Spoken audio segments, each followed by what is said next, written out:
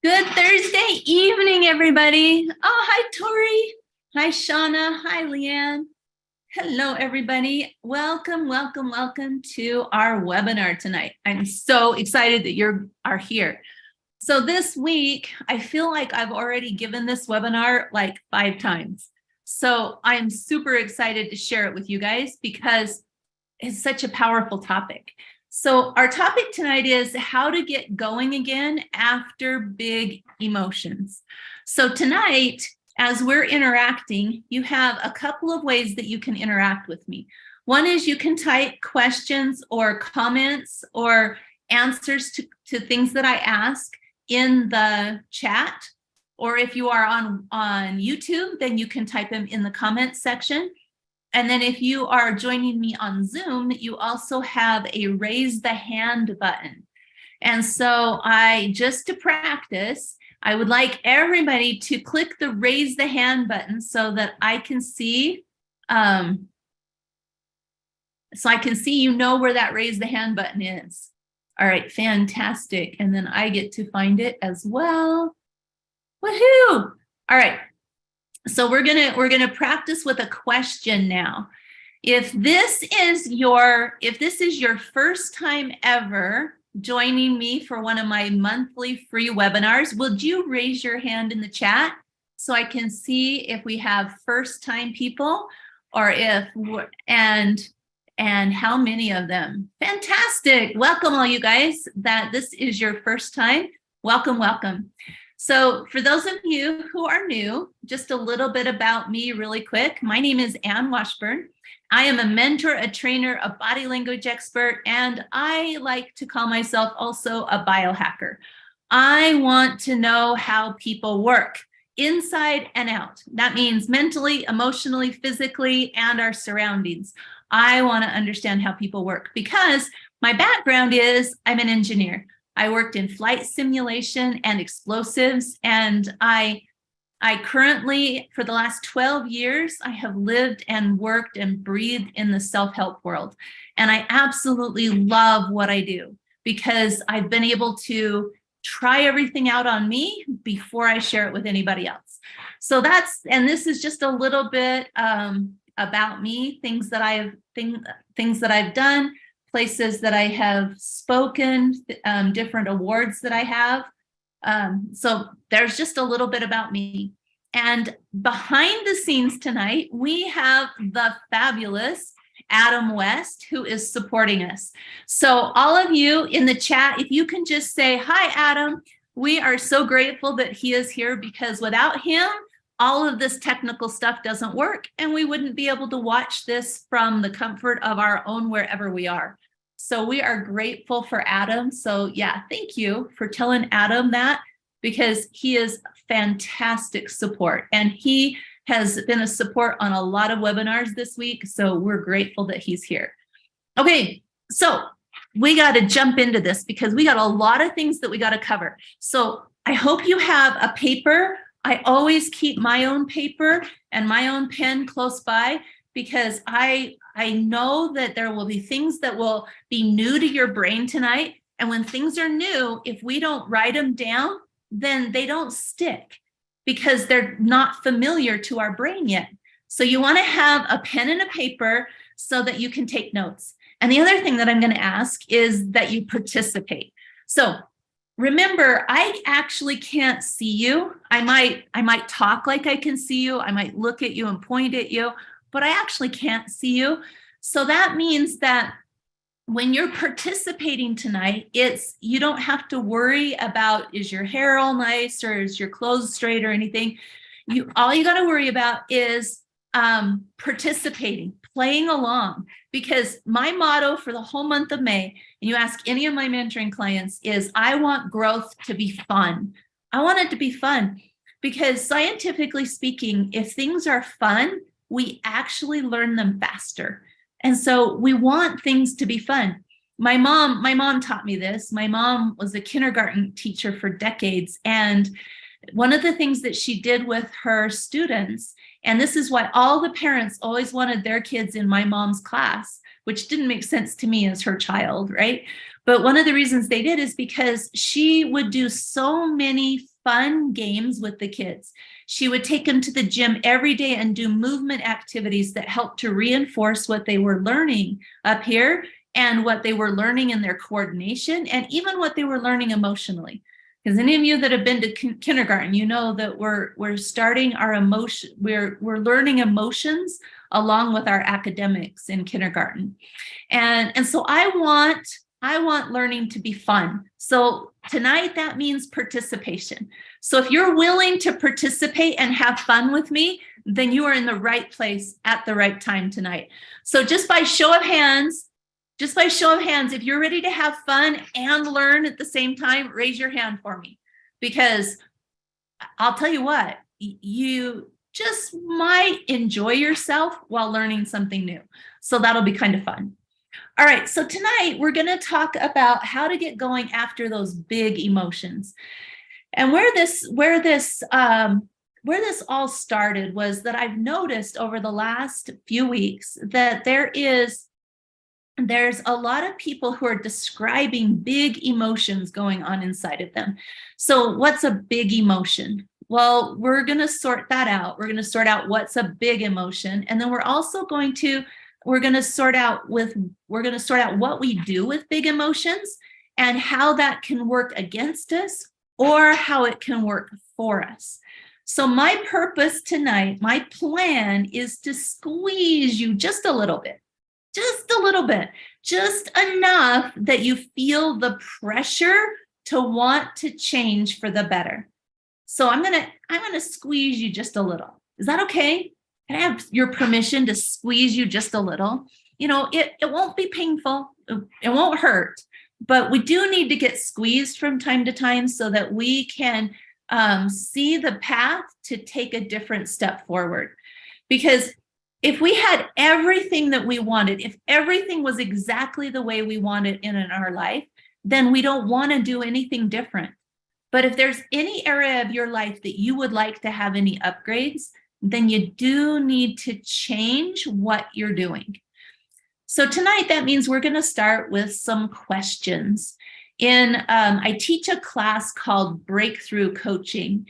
And in Breakthrough Coaching this last week, I was teaching them the anatomy of a question. I love that, Lee. I like hugs. Marilyn says, yes, squeeze, Anne. All right, here we go. So the anatomy of a question, questions are super powerful because your brain can't help but answer a question. It just can't help itself. You ask your brain a question and it has to come up with an answer. But too often what we do is we ask ourselves the wrong kinds of questions. And when we ask ourselves the wrong kinds of questions, it can harm us because our brain is giving us answers to those questions. I love that. Look, I've got some Breakthrough Coaching alumni here, and they're like, yep, Breakthrough Coaching is the best. It's life-changing. I love it. So let's ask some questions. Let's start with some good questions. So there's three kinds of questions that we'll talk about tonight. One kind of question is it's a curiosity question. It's just finding information.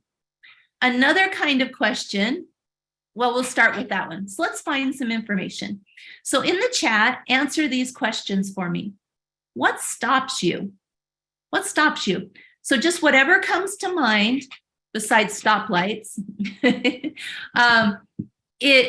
whatever comes to mind, type an answer in the chat, because there's no right or wrong answer. This is just opening your brain up for information.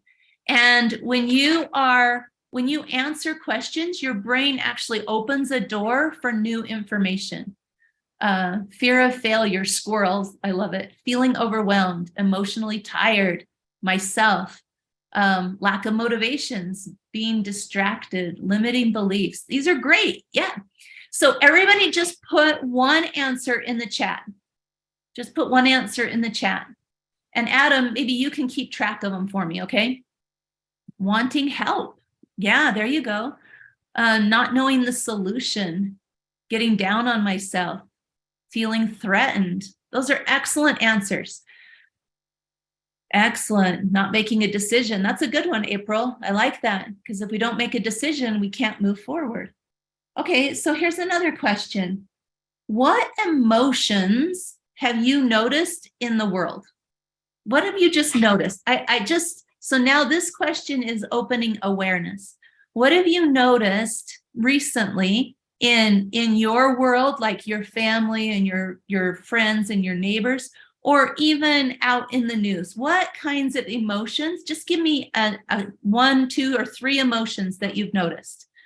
Impatience, intolerance, apathy, anger, love, testiness. I thought you said tastiness, Melina. I was like, tastiness? I don't know that emotion. Need, defeated, not understood. I like it, Esther. Yeah, so just open your brain up to some awareness. Just think, even in your day, that person that cut you off in traffic, what kind of emotion did that bring up in you? Or how did that person at the store respond when you were checking out at the I was going to say at the gas station, at the grocery store? Frustrated, irritation, hope, anger, isolated, lonely. These are great. Good job, you guys. You are passing the question part of this webinar with flying colors. Less than, uptight, frustration. Well done, you guys. Okay, so here's another question. So let's take these off the table now, and let's ask a different question. What are you afraid of? What are you afraid of? That can be all kinds of things, huh? Ooh, success, my kids, loneliness, failure, judgment, not knowing enough. Ooh, these are kind of getting deeper, huh? They're a little bit, they require a little bit of thinking. Not being able to put food on the table. Mice. I love it, Corinne. That's awesome. Making mistakes. Unknown. Okay, so make sure you write one. This is just for your brain's benefit. What are you afraid of? I can't accomplish what I need to. Age, right? Slowing down, dying, messing up, not knowing what to do, being unloved. Wow, these are great, you guys. And like I said, there's no right or wrong. In fact, I look through those and I might be afraid of all of them. Okay, so then now one more question. This is the last question. Oh, that's a good one, Shauna. Confrontation. Choosing wrong. Ooh, that's a good one. All right, so here's your last question. What do you avoid? What do you avoid?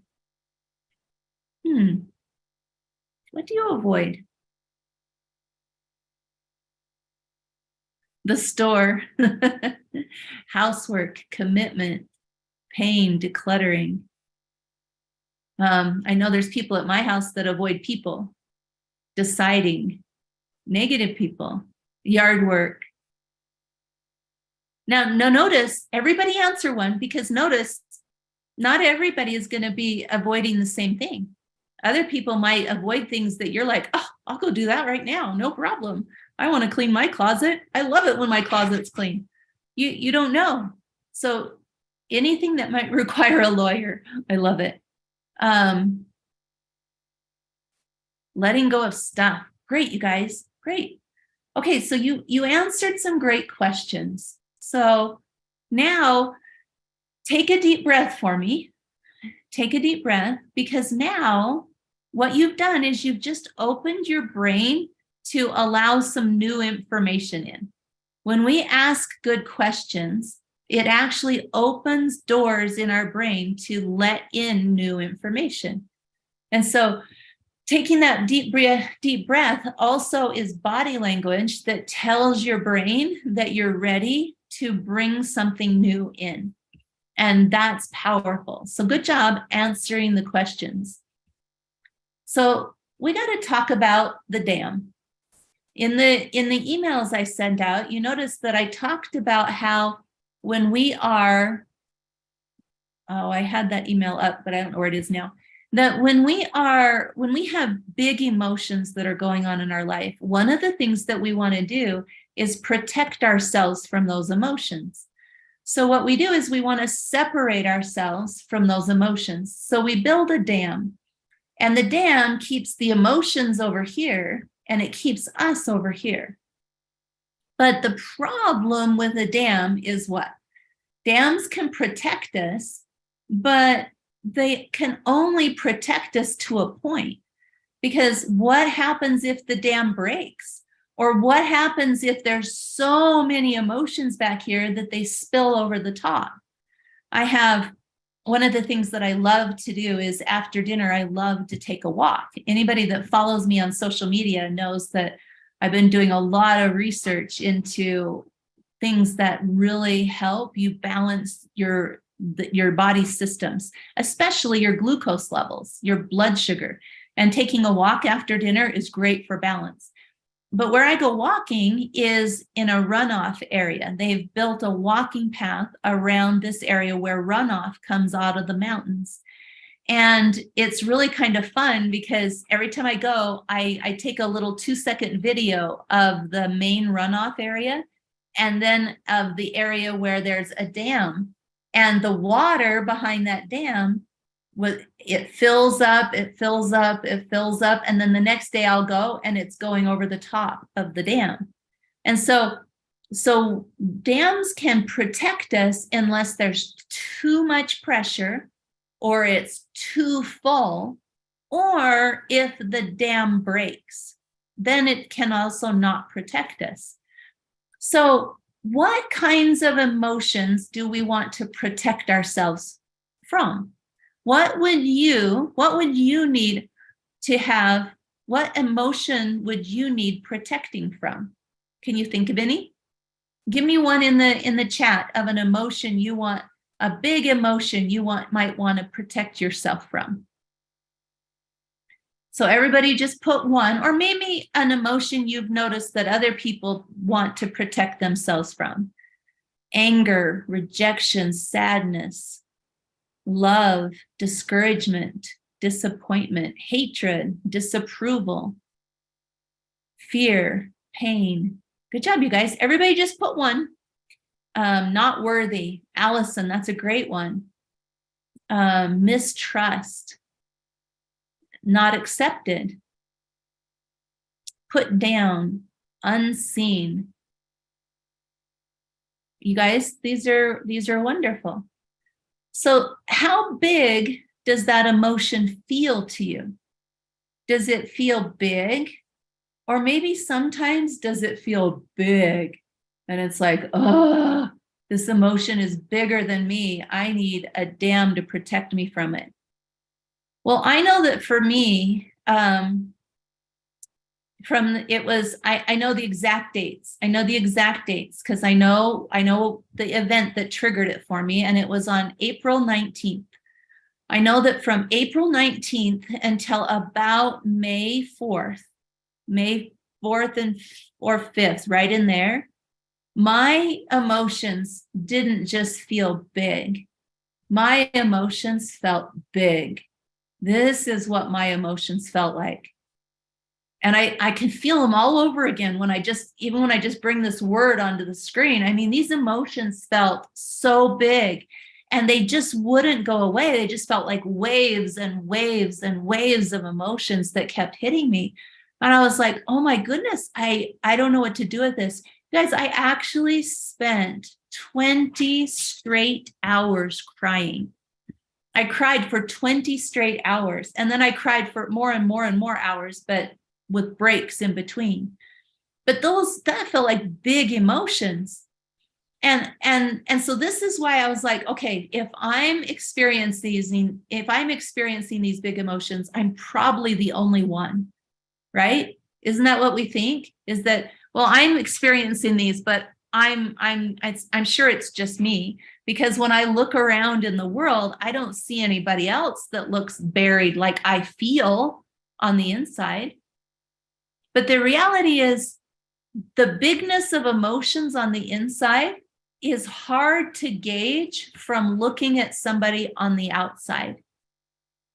So let me say that one more time. The bigness of the emotions inside of somebody are often hard to gauge from viewing the person on the outside. And so I started asking around. And what I found was that there was a lot of people who were dealing with big emotions. One of the people I was talking to described feeling like they'd had 18 months worth of emotions in the last 2 weeks.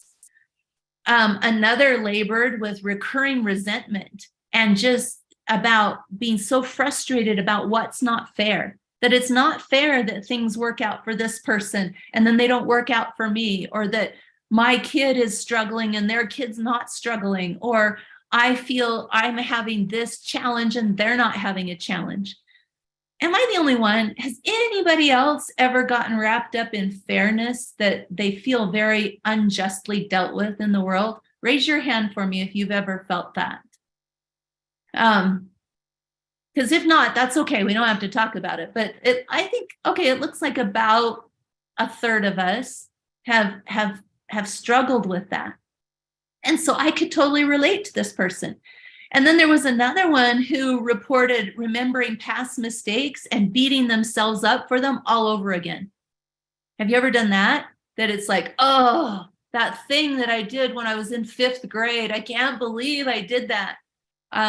They were having things from junior high, high school, adultdom, I don't know what we'll call that.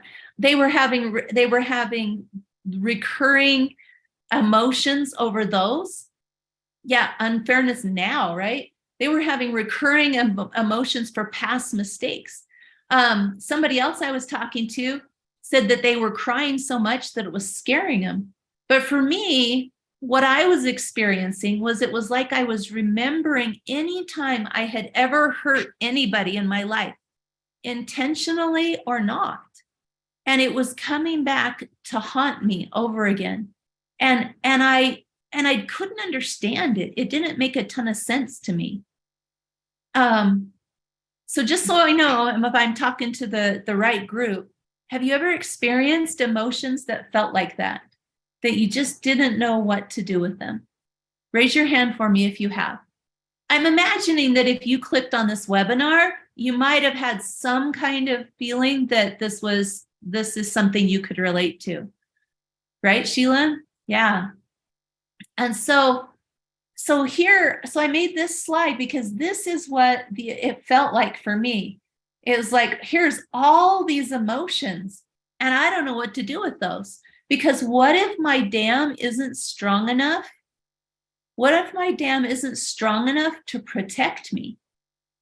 And besides that, I started thinking, how long has this dam been here and I haven't been paying attention to it? Do you have a dam that's holding back emotions and you haven't even paid attention that it was there? Has this dam been there and you didn't even realize it? Because here's the thing, you've probably heard the old adage that when it comes to our thoughts and our emotions, the thoughts might be the rider, the driver, but the emotions are like an elephant. If the elephant really wants to go a direction, it gets to go the direction. Because the driver wants to be in charge, but really the emotions decide if the driver gets to tell him what to do or not. And so I was talking to my brother about this, and he said, oh, yeah, this reminds me of the Teton Dam flood. So here's a picture of the famous Teton Dam flood. And right, Lori? But why don't we? Why do we? Because Lori says, what if we just gave our dam and all those backed up emotions to God? Jesus can handle it. Right. But we don't do it. And I want to address that as why we don't. And so this is a picture of the Teton Dam, the famous Teton Dam that burst like, I think it was 45 years ago. And this destroyed 2/3 of the city of Rexburg. And the city of Rexburg is where I grew up. So I grew up in Rexburg, Idaho. My brother, who I was talking to on the phone, his wife grew up in Sugar City.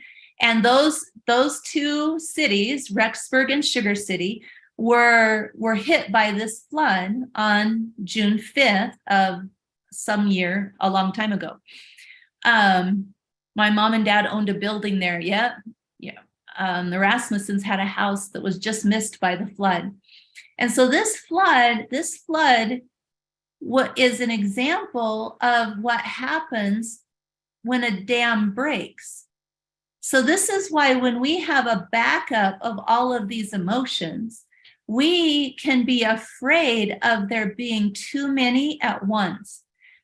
So they said that so I was watching History Channel on the Teton Dam, and they said that when they started filling the dam, they were filling it at the rate of 1 foot a day. But that by the end of May, it was filling at the rate of 4 feet a day. So 4 feet a day, it rose to over 300 feet. So this dam was well over 300 feet high, and the water behind it was 300 feet. Well, what would it feel like if we had 300 feet of emotions behind us? That would feel more than we can handle. Now, notice the dam had a spillway right here. So the spillway, the idea was the water could bypass the dam so that they could get the water out and down the river when they needed it to go down to the crops downstream.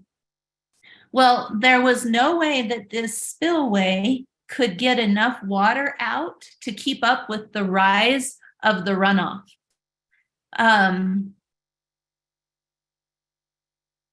Oh, I love that. Marcia says, we bought a damaged trailer home from the flood to live in when we got married in 1976. That's awesome, Marcia. I love that. That's so cool. So all of these things are part of why it is a good way to notice why we can be afraid of those emotions. And the thing is that in life, all dams are fragile and this is why, because on Earth, we live in linear time. I'm not seeing the right slide on my Zoom app on my computer. Adam, can you help answer Sally? Can you guys see my screen right here? Tell me in the chat can you see my mouse when I point at the different parts of the screen? Okay, good. So on Earth, we are subject to linear time and entropy. So linear time and entropy. So that means because time keeps moving, and one of the laws of physics of Earth is entropy. And entropy means that everything on the planet tends towards a state of disorder. So that means this is why if you leave your house and you leave for a week, when you come back, it's not cleaner than when you left it. Unless cleaners came in while you were gone. But if you just left it, it will be dirtier than when you left because of entropy. So the law of entropy and the law of linear time makes it so that all dams are fragile. So we can't build a dam strong enough that doesn't need repair work or doesn't need that won't at some point be fragile enough that it could burst. And we know we can feel that. So what do? So as humans, what we want to do is that when the dam feels like it's got too much emotions behind it, now what we want to do is we want to install a pressure relief valve where we can get some, like the spillway on that dam, on that spillway, that we want to install a pressure relief on our emotional dam that we have backed up. So we have these big emotions and we want to let some of them out. The problem is we're human. Oh, are any of you guys human? And are any of you guys not perfect? And so maybe sometimes you don't handle emotions the way you want to. Maybe sometimes the emotions handle you instead of you handling the emotions. I know I do. And so I watch. I'm an expert at paying attention to patterns because my passion is understanding people. Right, Lori? Emotions are not bad. It's what we do with them that's the problem. And so when I stuff all those emotions behind the dam, then I want to have a little bit of relief from that push. So the if I put it like this, it's like the dam is pushing on me and it's pushing so hard against me. It's like, I need a little bit of pressure relief. And so what do we do? What do we do? This is what we do. Put in the chat for me, which numbers have you ever used to have a pressure relief? Have you used social media scrolling? Because look, if my emotions are pushing hard on me, I can get on social media and I can feel mad about something on social media. Or maybe I can feel good about it. I can be like, oh, look, somebody's doing something nice in the world. It relieves my emotional pressure. Or maybe I play games on my phone. April, which one haven't I used, right? I use all of them. Avoidance, eating, procrastinating. Oh, I love procrastinating. That just means I can get the house so clean when I'm procrastinating because I don't want to have to write an email. So I go clean. Since I work at home, it's like, oh, I don't want to write this email. So I get my closet really clean. I get my kitchen really clean. I get out. In fact, this happened just last week. I got out the brushes and I cleaned all the baseboards in my house because I was procrastinating. Complaining, negative questions. So we'll talk more about this one here in a minute. Clutter. Have you ever noticed that when you have too much emotion pushing on you, your clutter in your environment starts to build up? Yeah, Rebecca, they are definitely signs. I've used all but number 2. Good job, Jana, not using number 2. Woohoo! Good job. Catastrophizing. This one is one that I was taught well from my dad. My dad would catastrophize. Or counterfeit busyness, right? That's similar to procrastinating, but it doesn't always get work done. So sometimes counterfeit busyness is just, well, I need to answer all these people that made comments on my post on social media or other busyness things, right? But notice I've got 2 more right over here. These are the big ones. These are the big ones. Number 14, self-critical. Did you know that self-criticism is actually a pressure relief for your emotions? Because remember, that's what we're talking about, is a pressure relief for all these big emotions that are pushing on me. Being self-critical or beating myself up are 2 ways that I can actually have a pressure relief and not have to change my behavior.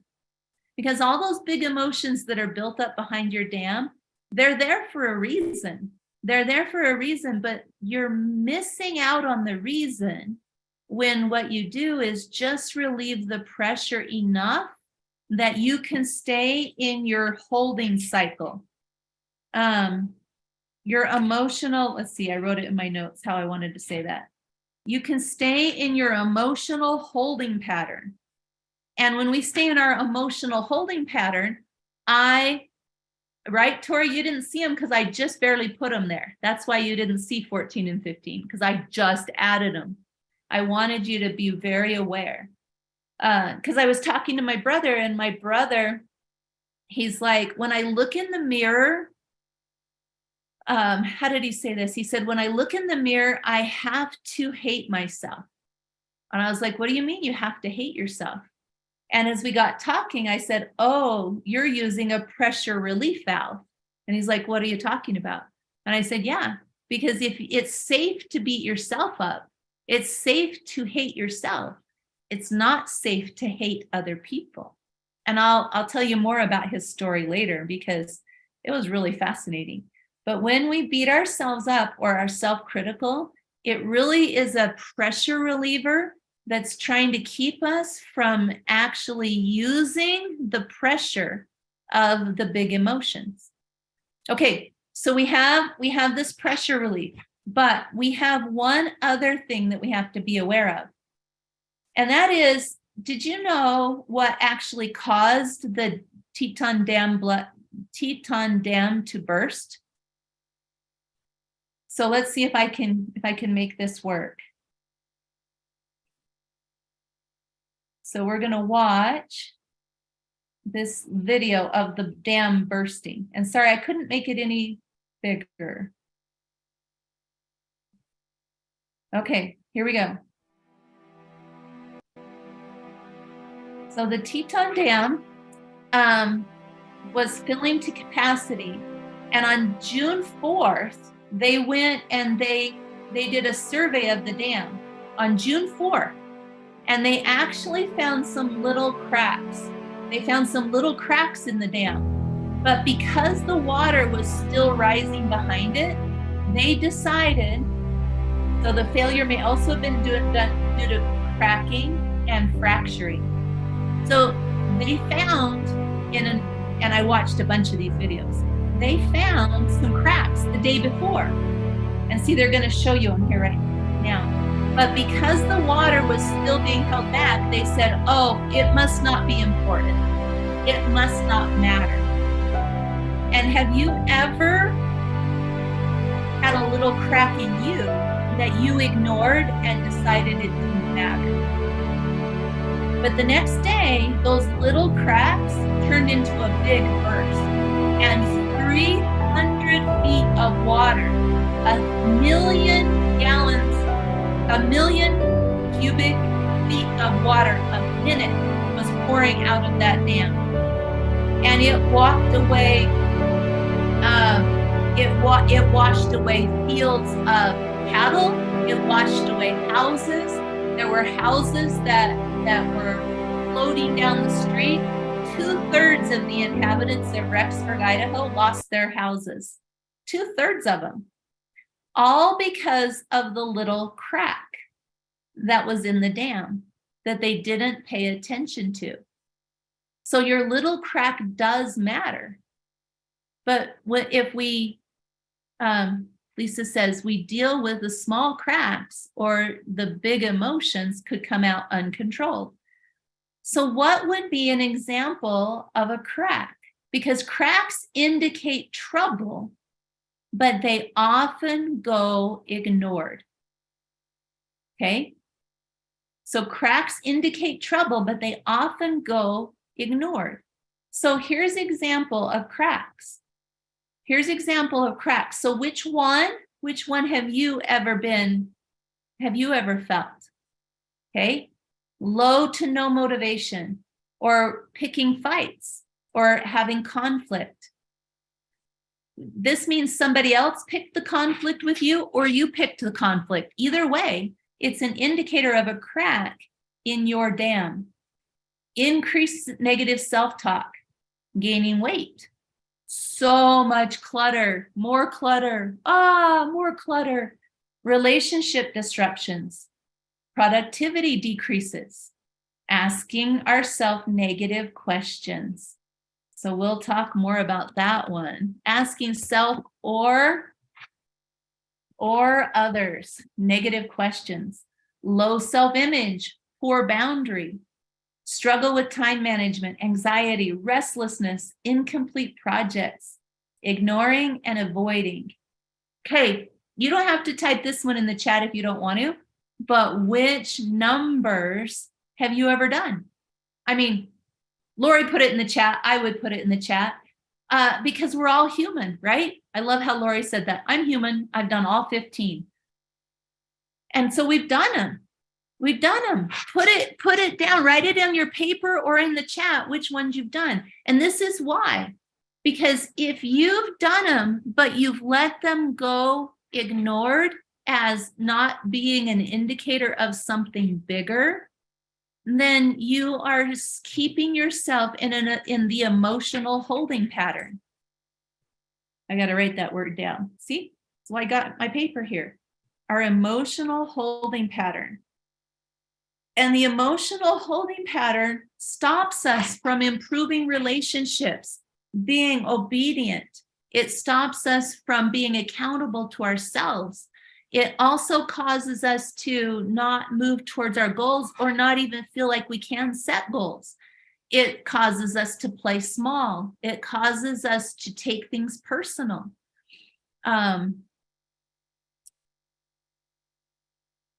Oh, I see. Thank you, Lisa. I was like, who's LS and JS? I figured it out. Okay. Funny, all but number 2 again, right? So good job, Cindy. Way to not do one of them. But all of these, you guys, are an indicator that you've got a crack in a dam that's holding back big emotions. And those big emotions are actually causing pressure for a reason. And when you can access the power of that reason, you can open yourself to positive in your future. Because the whole reason they built this dam was because they were going to have this huge reservoir back here, only 12.5 miles from Rexburg, where people could go boating, and it was going to provide water and irrigation water for all of the farms. There was a really good reason to have that power. Well, guess what? Your big emotions can actually help you as well. But you got to know how to use it appropriately. All right, I have to stop sharing for a second to get my screens back where they're supposed to be. All right, here we go. There we go. Okay. Thank you. Now I can see all the pieces I need to see. Except for, there we go. Okay, so what are emotions actually meant to do? Well, remember, anytime you've ever seen the tear cycle, the thoughts and the emotions come right before what? Action. Emotions are meant for movement. There's a reason we have emotions. And if we have big emotions, maybe it's so that we will take some bigger actions. So here's the next question, because my answer is also going to be right here, is how many of you play smaller than you're supposed to be playing? I do. Raise your hand if you play small and you're not supposed to be. Right? Ugh. Yeah, we do. We do. And then how many of you, so let's lower those hands now. Let's lower them. And then let's ask this next question. How many of you wish things were different than they are in your life? How many of you wish there was something different? Right? Well, guess what? In order to have something different, you have to do something different. The definition of insanity is doing the same thing over and over and expecting a different result. We have to do something different. So I want to share with you how to do something different, because there's 2 ways. I'm going to go out of order for a second. There's 2 ways to reduce the pressure behind the dam, because we don't want the dam to burst. Because have you ever had an emotional dam burst, and then you broke a relationship, or you hurt somebody important to you, or you ruined a situation? I had that happen recently at my gym. There was somebody that got really emotional, and that can cause things that can't be repaired. I'll just put it that way, right? And so we want to be able to reduce the pressure. Well, let's think of it this way. In nature, there are two ways that a tree can get pruned. There's no, I don't want to say it that way. Let's say it this way. I'm gonna say it this way. When we have a tree that's growing, it won't bear as much fruit if it's allowed to just grow wild forever. It can't bear as much fruit. And so you need to prune the tree so that it can have a better production of fruit. Well, nature has a built-in way to prune trees. What is nature's built-in way to prune trees? And it's not pretty. Well, subjectively. How does nature prune trees? Well, it prunes them through fire, through wind, or through ice and snow, right? Yeah. So nature will prune trees, or we can prune the tree. And when we prune the tree, we get to help decide what direction it goes. So I put my little bonsai tree here because if I pick the pruning of the tree, I get to decide the outcome. If I let the built-in systems prune the tree, then I don't get to decide the outcome. So on this planet, I get to go through change. Say that out loud. On this planet, I get to go through change. The choice is how will I do the change? Will I do the pruning, or will I wait until nature does the pruning?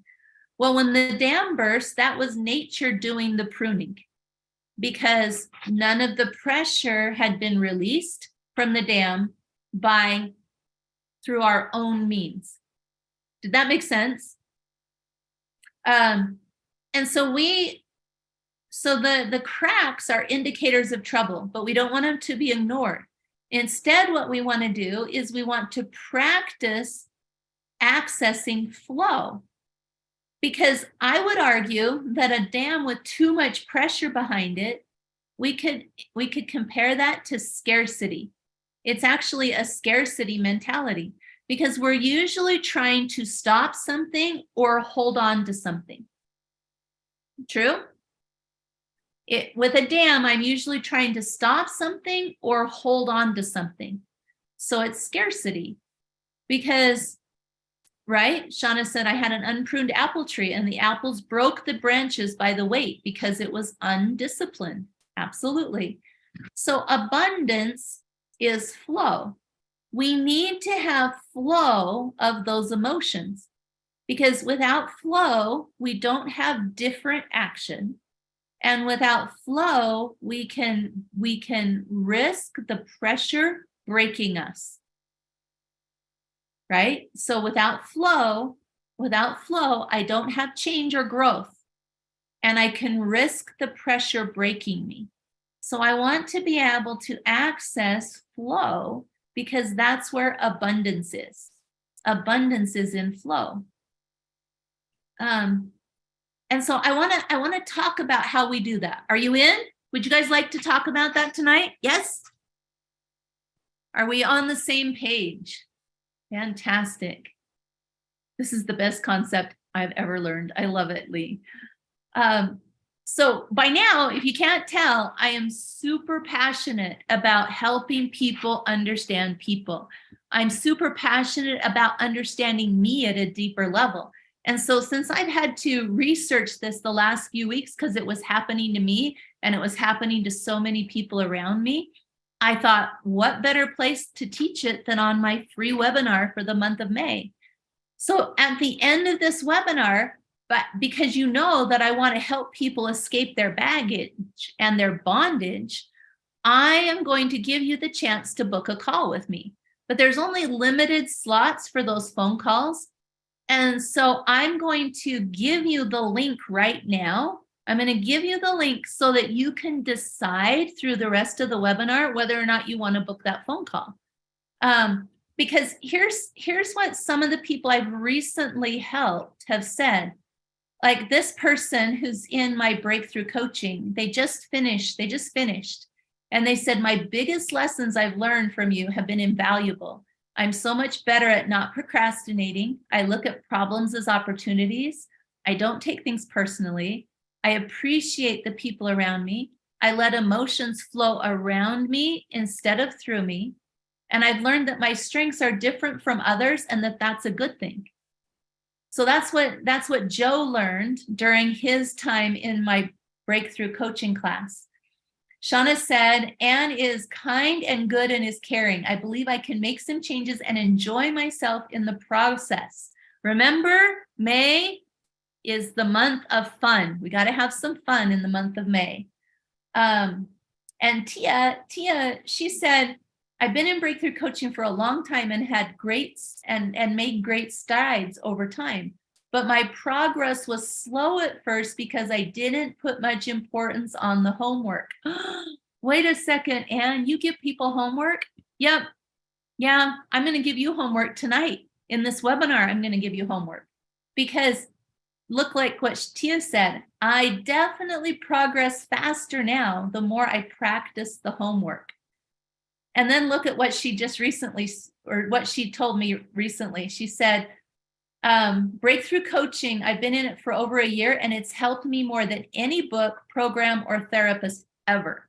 Why? Because I'm not afraid to show people what they are up against and give them steps to move forward and then hold them accountable for those steps.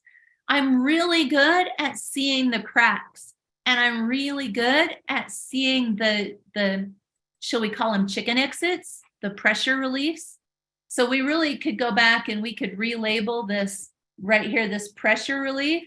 This could be our chicken exits. These are our pressure reliefs or our chicken exits. I'll type it right here.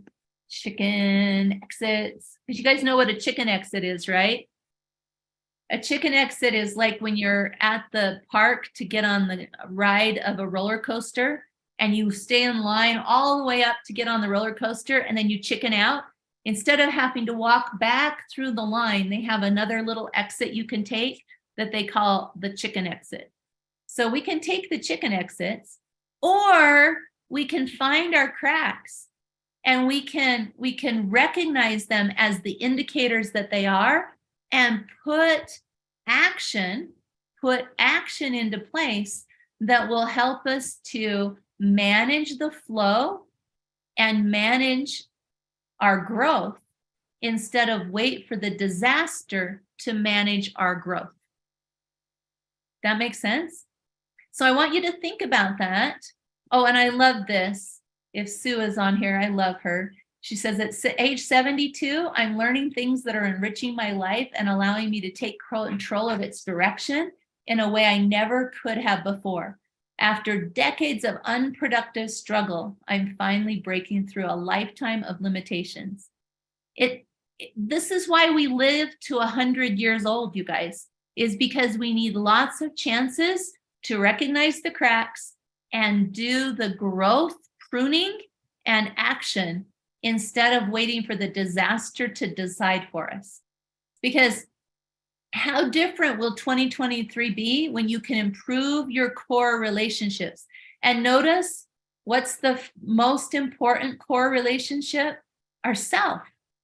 We need to improve our relationship with self so that we can improve our relationship with God, so that we can improve our relationship with the others around us and our family and our close friends. And so we got to improve those core relationships. And what would it be like if you actually do what you keep telling yourself you're going to do?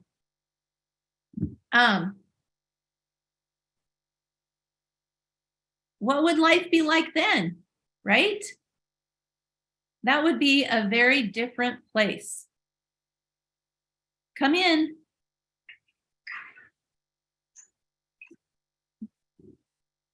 And then what about if you had the mental, emotional, and physical capacity to act on inspiration?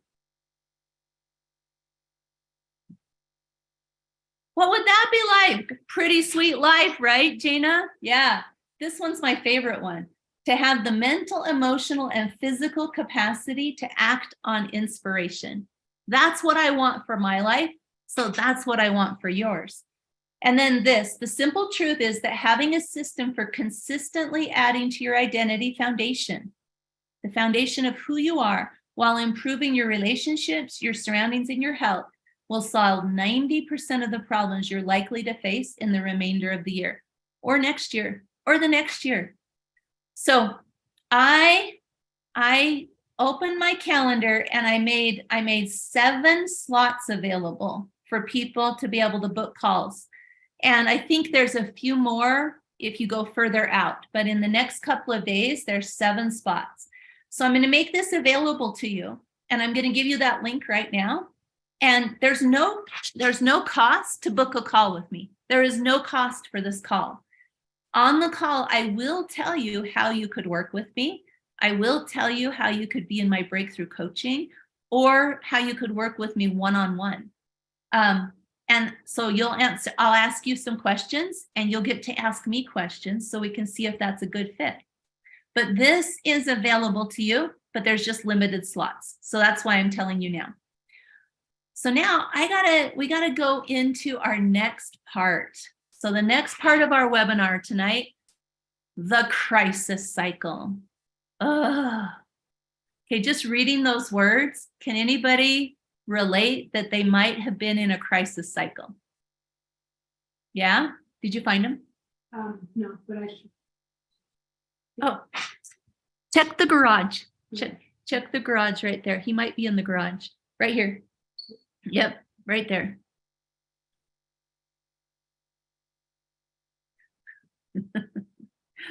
Apparently, I'm the only one home and somebody came to my house. So I apologize.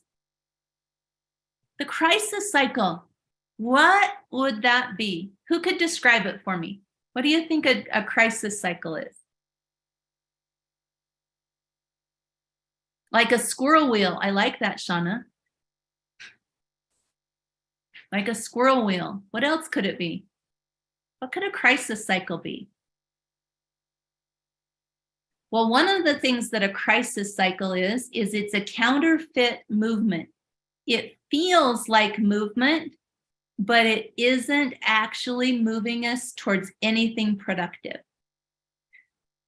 So let me tell you where this story came from. So the story is, I have to hate myself. So remember that story I told you I was going to tell? Well, I called my brother on the phone because he wanted to understand. Yeah, these are great answers, you guys. I love them. Because my brother wanted to understand some things about blood sugar. And so I called him on the phone and I told him a story. And while I was telling him this story, he goes, oh my gosh, I realized I live this in my life constantly.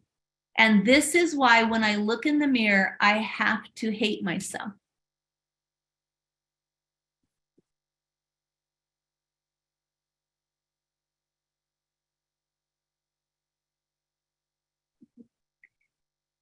So here's the story. So the story is about one of your organs in your body, and the organ is your pancreas. So has anybody ever known or ever talked to their pancreas? Has anybody ever talked to the pancreas in your body? Have you talked to it? Somebody here probably has. Have you ever done it? Melina has. I knew somebody had, right? Marilyn hasn't. Some of you probably will.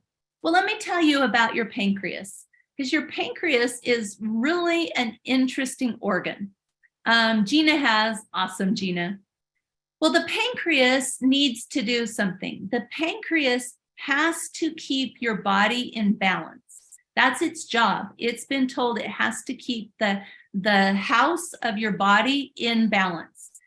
And so you can think of your pancreas kind of like the leaders of the house or the parents of the house, because inside the pancreas has 2 things that it can do to keep your blood sugar balanced. And the 2 things is it can give insulin, or it can, which is a hormone, or it can give glucagon, which is also a hormone. It can put those out into your blood.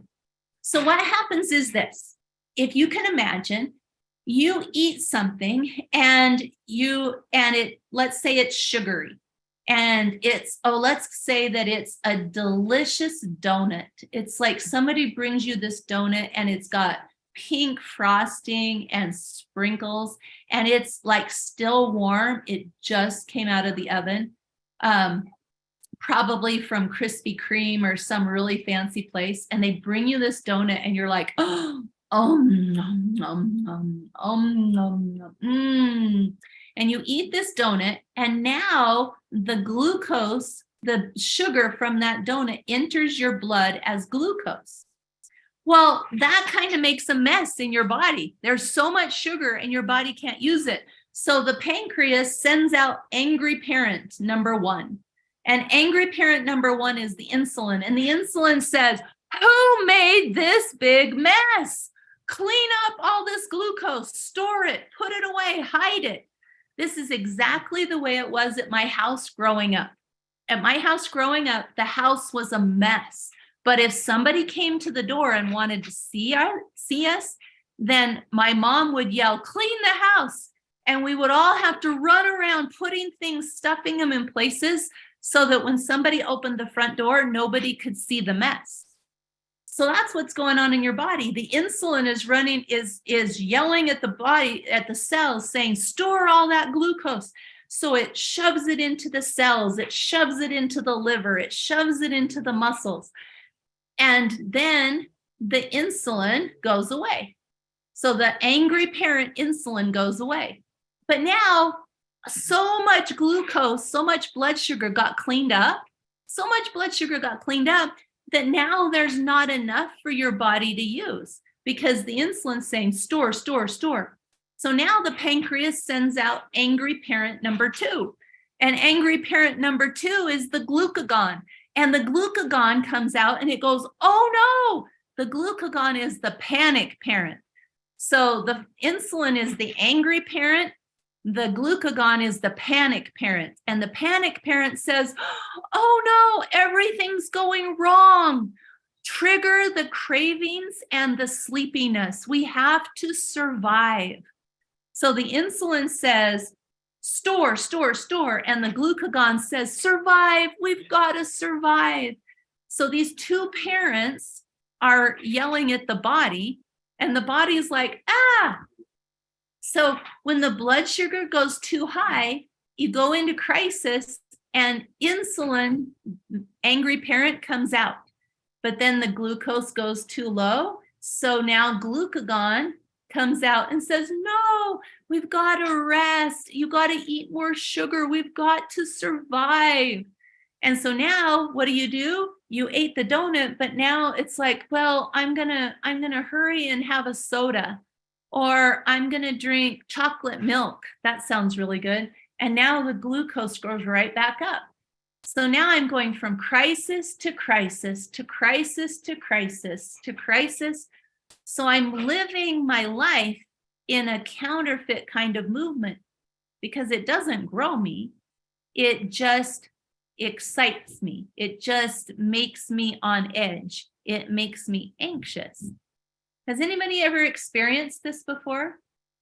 Am I the only one? Maybe it's just me. You guys are all perfect in your diets, right? And you never have any sugar spikes. Oh, two of us? Okay, so there's me and oh, why can't I see who raised their hand? Oh, me and Dawn and April and Tori and Sal. Okay, there's a bunch of you now. Okay, so I'm not the only one. We live in this crisis cycle. So I was describing this to my brother. Yeah, it grows us the wrong way, right, Gina? Comfort eating is very damaging. Yeah, and so all of this, and this can happen from different kinds of foods too. People have different kinds of responses to this. And so I'm telling my brother about this so that he can understand, because glucose, Kelling's like, well, where does cortisol fit in? That's a whole different angry thing. But this crisis cycle is just insulin and glucagon. So the cortisol is the stress that the cells feel because of the two angry parents, right? So yeah, so honey will do the same thing in our body. Honey will do the same thing. White flowers do the same thing. And by no means am I saying don't eat them. If you follow me on social media, I talk about it's how you put them in your diet that matters. But for our conversation here, it's not about the diet, it's about the cycle. It's about the crisis. So the cortisol, Kelly, is the stress that happens because of the cycle. So cortisol will go up because there's more stress because of the cycle. Does that make sense? So I tell my brother this story, and he pauses me and he goes, let's see, I think I wrote down what he said. He said, he goes, oh my gosh, this is my life. I have lived this cycle since I was a kid. And he said, because mom and dad raised us. Is it okay if I just tell you personal stories? You guys are okay with that? But remember, they have to be fun because it's May and May is fun. So my brother's like, mom and dad raised us this way. Because you guys that have heard me talk about my parents, my dad was raised in foster care. My mom was raised in an abusive environment, and they were both youngest children. So they got married. They didn't really know how to have a family. And I'm the oldest, so I was the first guinea pig. And my youngest brother is only 7 years younger than me. They had 5 kids in 7 years. And I was the oldest, and my brother that this story is about was the youngest. So the oldest and the youngest are having this conversation about how this is the crisis that we lived in growing up. Because our parents would live from crisis to crisis. And if they didn't have a crisis, they created a crisis. But they also taught us that fat was bad. So my dad and my mom both were teaching us that fat was bad, that you couldn't have any fat on your body. But they taught it to us from 2 different places. My dad was like, control, you must control everything. You must not eat anything except for very bland, no salt, no sugar, no anything food. And my mom weighed 380 pounds. So my mom hated the nursery rhyme about Jack Sprat could eat no fat. His wife could eat no lean, because he felt she felt like that was written about them. And so my mom was really heavy. My dad is super thin. So I lost my mom to cancer a few years ago. My dad just turned 80, and for his 80th birthday, he ran 80 flights of stairs, which is fantastic. He's amazing. But at the same time, his emotional crisis that he runs through is very fascinating. And so my brother said, I learned, and I love this. He goes, I learned not to be a racist from my parents, but I also learned to be a fattest. I love that. Can you imagine that? I'm going to write that word. So he said, we were taught, because we were very, very clearly taught not to be racist, but we were taught to be fattest, he said. Not fattest, fattest. And so I laughed so hard when he said that, because he said the way he plays that out in his life is that when he looks in the mirror, he has to hate himself. So this is where the story came from. He goes, I realized I have to hate myself. But if I don't hate myself, then I don't take movement forward. He said, but by hating myself, I don't take movement forward. And so he said, it's counterfeit movement. So this is what happens if we look at this from an emotional standpoint. I always called this a drama magnet, right? So this is how it'll play out in our life. If we're looking at the emotional version, So the emotional crisis cycle. The emotional crisis cycle happens. I want one more arrow. So let's start right here. So the emotional crisis cycle starts by, oh, we kind of give up. So it starts with a give up or a why bother. Give up or why bother. Has anybody ever been at give up or why bother? I have. Oh my gosh, I so have.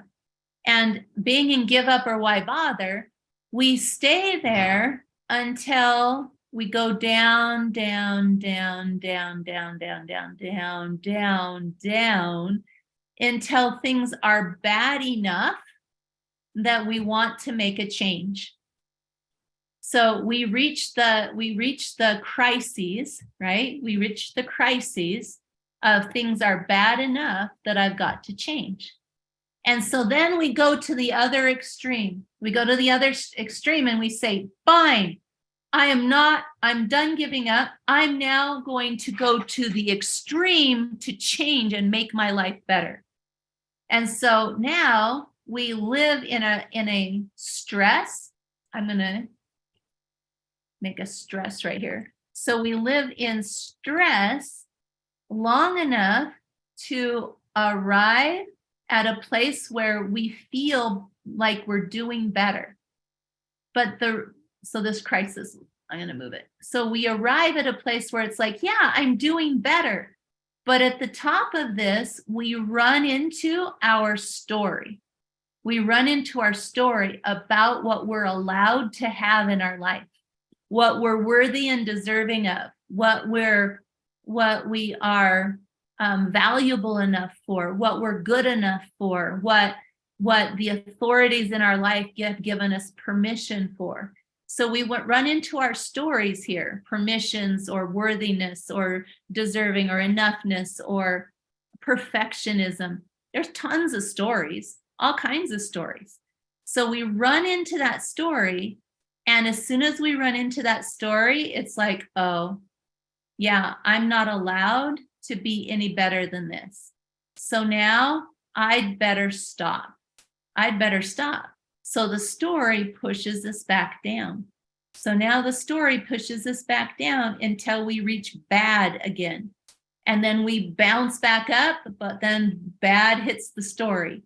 And then we go, so our crisis story here we go from give up to bad to story. Give up, bad, story, bad, story, bad, story, bad. Have you felt that one, you guys? We are actually in the neurochemical habit of feeling bad. We could call it a shame fix. Like sugar withdrawal, it urges us to feel bad again.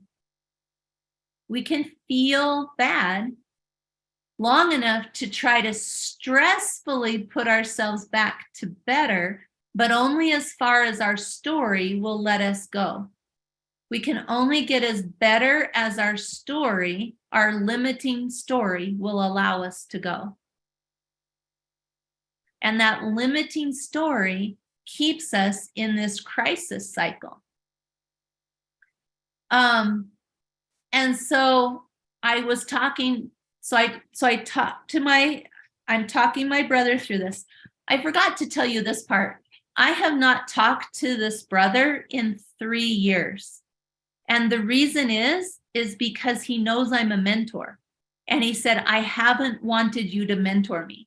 And I'm like, oh, well, I don't have to mentor you. And he goes, I know, but I want you to now. And so he said, I've reached bad.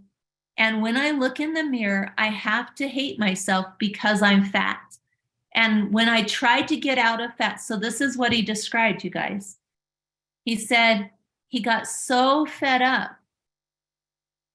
He said, do you remember what mom said hungry felt like?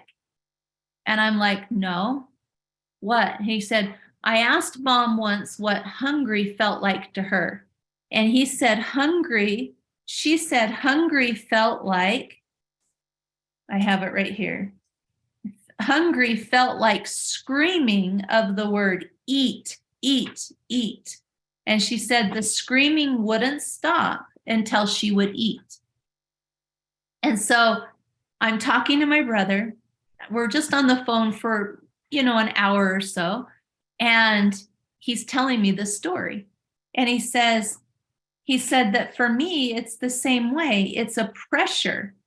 And the pressure, I got so tired of it because I would eat, but then I would look in the mirror and I would have to hate myself. So he said, I gave up. And he said, I got really heavy. He said, but then I got tired of being heavy.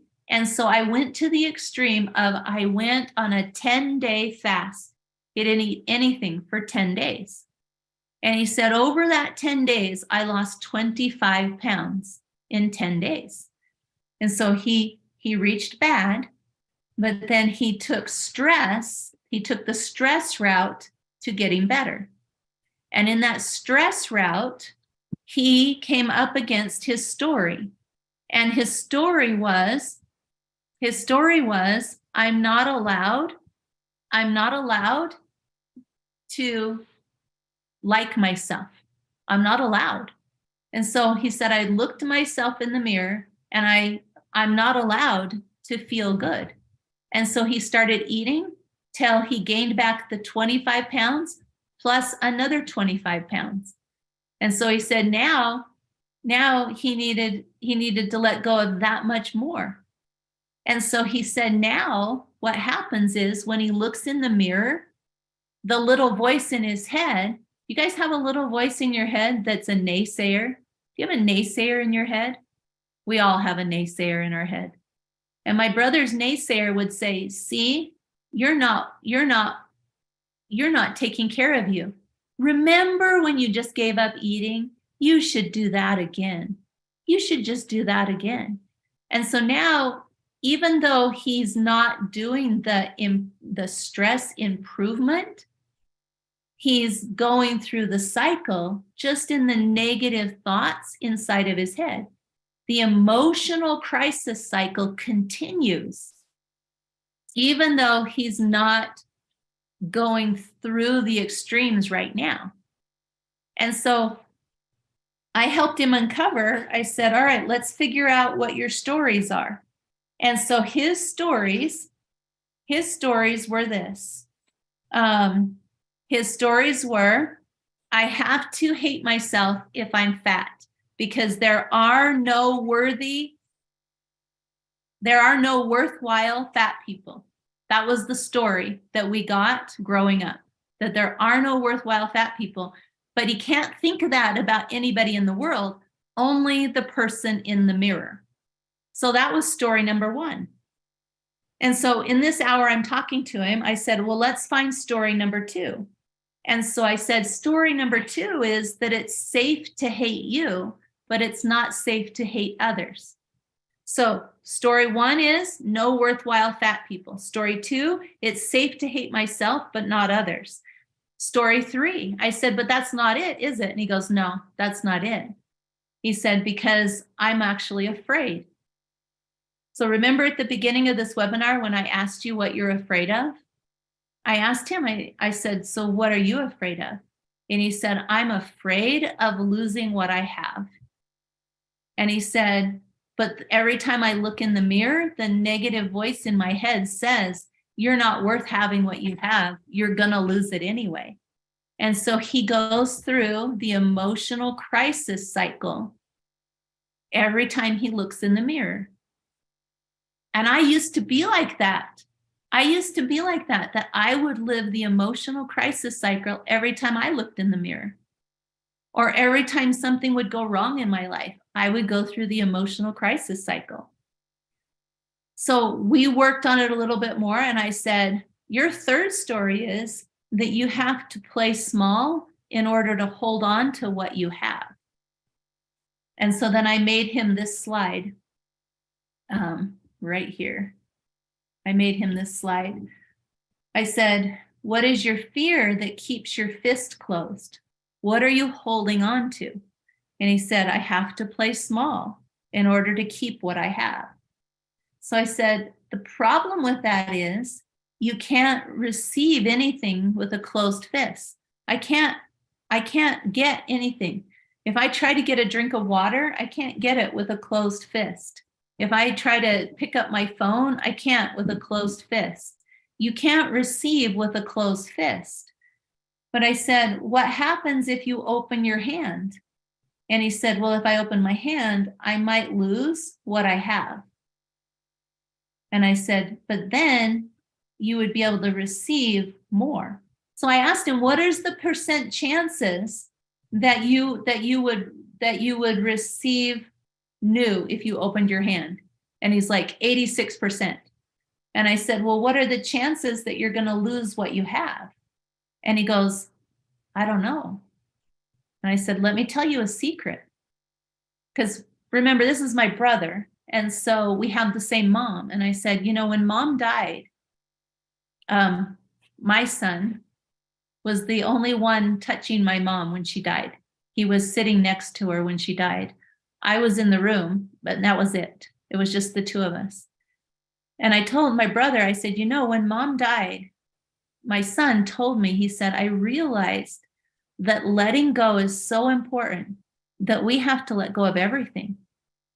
So much so that the last thing we let go of before we die is our body. We have to even let go of our body. And so I said, a little secret to you, brother, is that we eventually let go of everything. Everything. We have to, it's a trust. It's like a trust fall. We have to open our hand, knowing that what we have will stay when it's supposed to stay, but that eventually we let go of everything. And this was good timing for him because his oldest son is just returning from a mission. And so his first child is leaving home, basically. And so he's having to learn to let go of his son.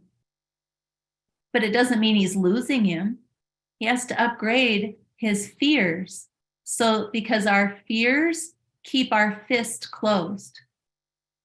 So what fear is keeping your fist closed so that you can't open it and receive more? What keeps you closed? The problem is we all have stories that we swim around in. We're all swimming around in our stories. And those stories, the problem is it's like a fish. If you ask a fish what water is, it's like, water? I don't know. What is water? Because water just is. Just like for us, air just is. And so our stories, we've been swimming in them so much that they just are. They just are. And so we need help to be able to change them. We need help to be able to see them. And so for my brother, this is what I did. This is what I told him. I said, David, oh, that's my brother's name. David, I said, you have a strength. You have a superpower. Because he said, there's so many what ifs that could go wrong in my life. He says, when I think about the future, all I can focus on is the negative things that could happen. And so the questions that happen in his brain, let me go back to this slide really quick. The questions that, wow, there we go. The questions that happen in his brain are things like, are all things that are negative. And so I helped him notice the commentary of questions. It's things like, well, who can I blame? What can I be mad about? Who can I complain to? How can I hate myself more? What can I hate about? Who's to blame? What's wrong? Why won't this work? What's the catch? What's wrong in the world? Do you catch yourself? Does that little naysayer in your life ask you negative questions? Because that stream of negative questions is causing you to not be able to move forward. And so I told him, I said, you have a superpower, David, and your superpower is to be able to consider lots of different movement paths forward. But the problem is every strength has its corresponding fine-tuned fear. We live on the planet of opposites. Everything has an opposite, everything. And that means that your strengths also have an opposite. And the opposite of your strength, this is me talking to my brother, is that you're able to strategize. I told him that he has a strength of strategy. And right here, strategic. I said, your strategy of strategic makes it so that you look at all of the options in the future. But the way it's being used against you is you're looking at all the negative options. You're not looking at at any of the possibilities. Oh, Tori, I love that. She's like, I'm no longer mean to myself. I am my best friend. Oh, I love that, Tori. I'm so glad to hear that. And so I told my brother, I said, you have a strength, but you're letting it be used against you. You're giving into the temptation to use your strength against you. And when you do that, it keeps you stuck. And I told him, I said, all things change. It is the one constant of life is that all things change. But we either get to choose how they change, or we have to just allow them to change the way they happen. So it goes back to our prune tree. We either allow them to happen, just let them fall apart, or we choose how to make the change. And so then I helped my brother make a plan of what to do. And so do you want to know? I mean, it's just his because it's his path, but it might help some of you if you want to know what his action step was. Because the reality is, I see what my brother is struggling with in one of my children. I see it. And you know what that means? That means it's generational. That means it's generational. And I might not see it in me, but I can see it in my brother, and I can see it in my son. So that's an indicator I probably need to work on it too. I probably do. But very often we can't see the things that we're swimming in. So let me fix this one slide really quick so that I can show it to you.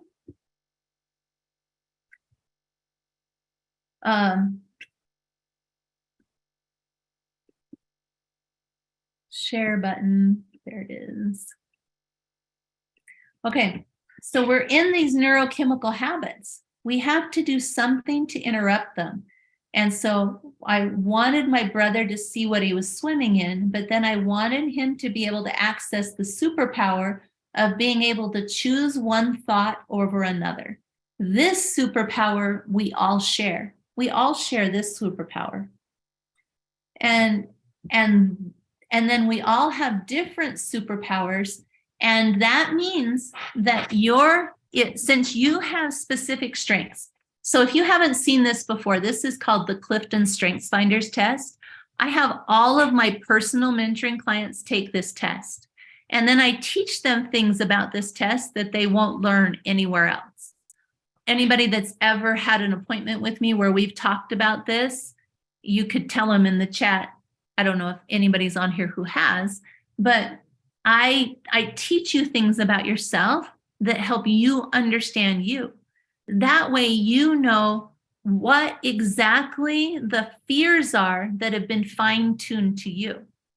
So one thing that I told my brother was this. I said, on this planet, facing our fears is one of the most powerful and important things that we do.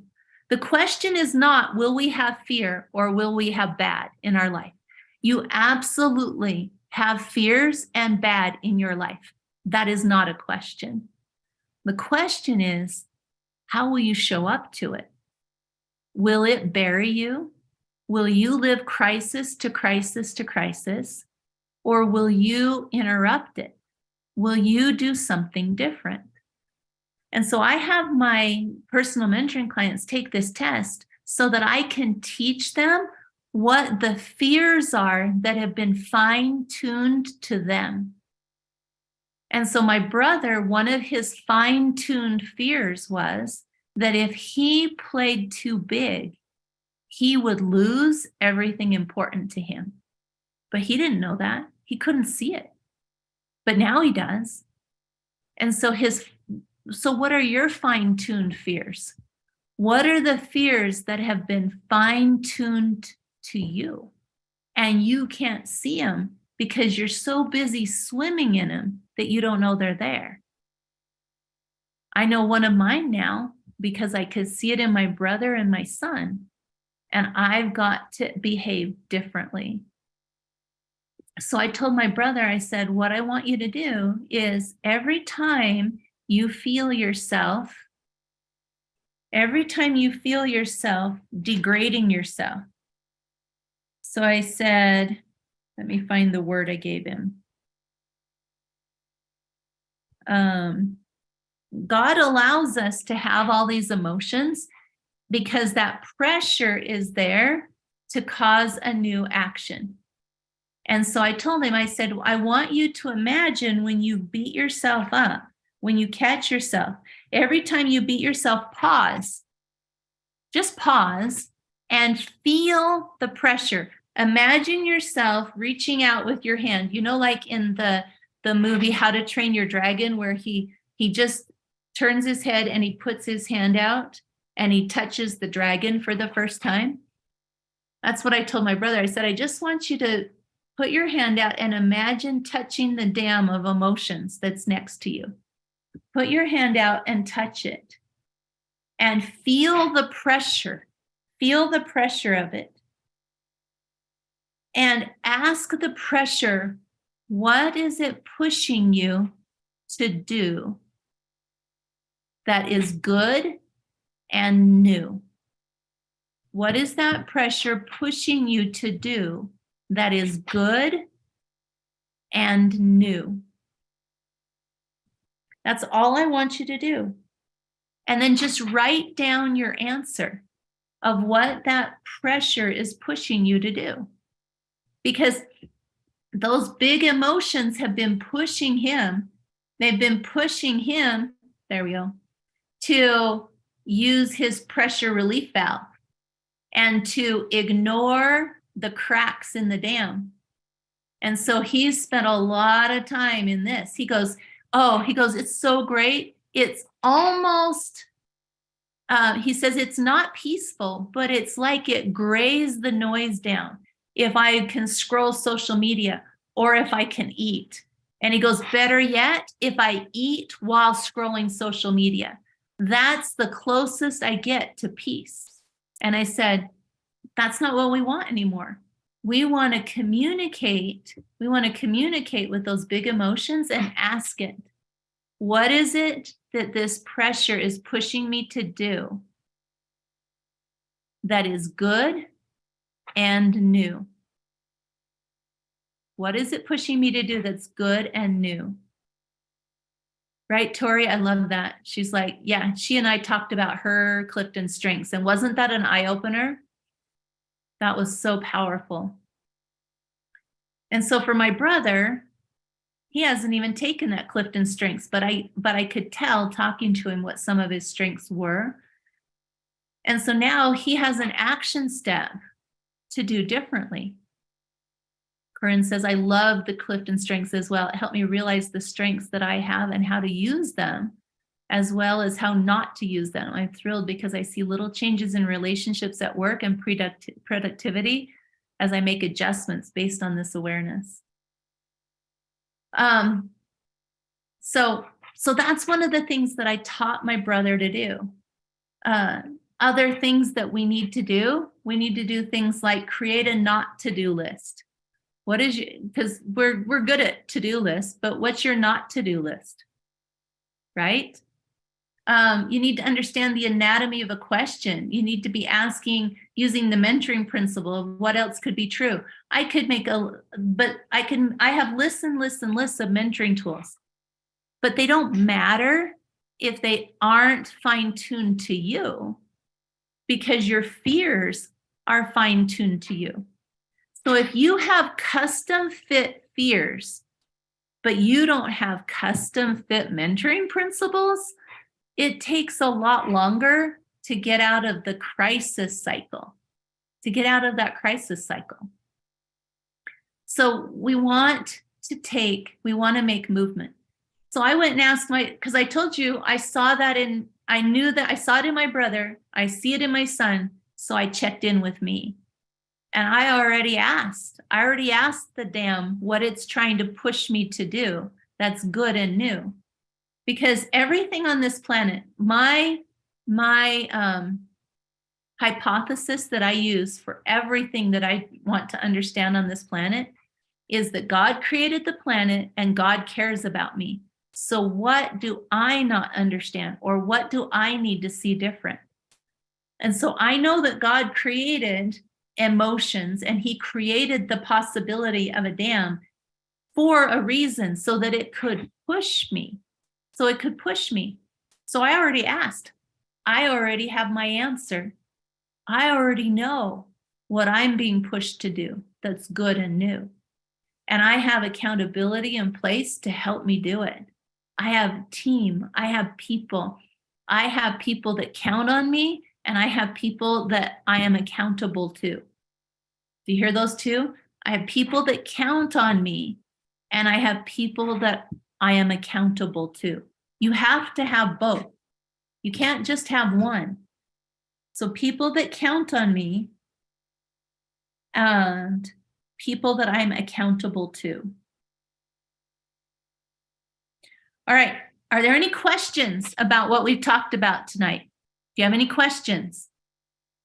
You can either raise your hand or type your question in the chat, because I left a few minutes. I told my husband when I was preparing this, I'm like, I want time for questions at the end of this, because I want to be able to answer people's questions. People I'm accountable to on me. What would be an example of a good and new step to get out of the cycle? Oh, that's a good question. What is this emotion pushing me to do that is good and new? Okay, so for me, Corinne, when I felt the pressure, because I told you that I spent from April 19th to May 5th in just, I would call it a purge period. There's two really big emotions that people deal with. I mean, there's lots of big emotions, but two of the biggest ones are grief and shame. Grief and shame are two of the biggest emotions. And those two emotions, they can come in waves. By show of hands, who's ever dealt with grief or shame? Would you agree with me that those are big emotions? Where have I lost my hands? There they are. Right? Grief and shame are big emotions. Other ones can be big as well, but the reality is that grief and shame are multifaceted. They have a lot of pieces to them. And so that was a lot of what I was dealing with, is that for some reason I was, and subsets of shame are going to be regret and resentment. Resentment and regret are subsets of shame. So is worthless and guilt and even worry, unaccomplished, embarrassed. These are subsets of shame. So shame and grief, if I just put those two there, that would encompass a lot of the emotions. And so as I was dealing with those, I asked that question for me, what is it that I'm being pushed to do that's good and new? And for me, the answer was, I need to not overthink and second guess, because I tend to overthink inspiration and I tend to second guess my decisions. And so it was like, oh, I need to not overthink my inspiration and not second guess my decisions. And maybe a lot of you have no trouble with that. But Corinne, since you asked, that would be an example of something that is good and new. So I get to watch myself. I get to watch myself that I'm not overthinking and that I'm not second guessing the decisions. Does that make sense, Corinne? That was a great question. Okay, Melina asks, what are the 3 types of questions? So the curiosity questions, the negative questions, and then the growth questions. So the curiosity, the negative, and the growth. So negative questions are things like, who can I be mad at? What can I be angry about? Who can I complain to? Why would you think you're good enough for that? You know, they're the ones that naysayer voice in your head is going to ask you, Melina. In fact, those of you, there's a few of you that are in my breakthrough coaching. We talked about questions on Monday. Was that a powerful class? Or, I mean, I guess I shouldn't lead it that way. What did you think of that class? Was that something that you would re-listen to? Because that class that I taught, when people join breakthrough coaching, so let me just tell you this really quick. So breakthrough coaching is all about being able to live the best version of you. Being able to live the best version of you. And breakthrough coaching, you use body, mind, and emotion science to break through past programming. You build belief in yourself and your abilities through consistent practice. You change behavior and results with education and application, and you achieve confidence to respond instead of react to your world. And when people join the breakthrough coaching class, when you join, you get what's called your member library. And in your member library, when you log in, on the left-hand side, there's this one called Coaching Replays. So Breakthrough Coaching is a 14-week program. That means that for 14 weeks, we are working together. You are accountable to me and to your team, and your team and I are both counting on you. Because remember, I said you need people counting on you and people that you're accountable to. And so for 14 weeks, we're working together. But the thing is when you join the program, you log into your member library and you click on Coaching Replays. The last 3 weeks of coaching are in there as recordings. And that doesn't even count as part of your 14 weeks. But you can sneak in there and you can download those 3 weeks. And the one from Monday, May 15th is the Anatomy of Questions. And the Anatomy of Questions is a superpower in being able to interrupt your negative downward spirals that happen because of your stories in your crisis cycle. Your crisis cycle doesn't just go up and down, it goes downward too. See how this is going down? It gets lower and lower because we keep working ourselves down.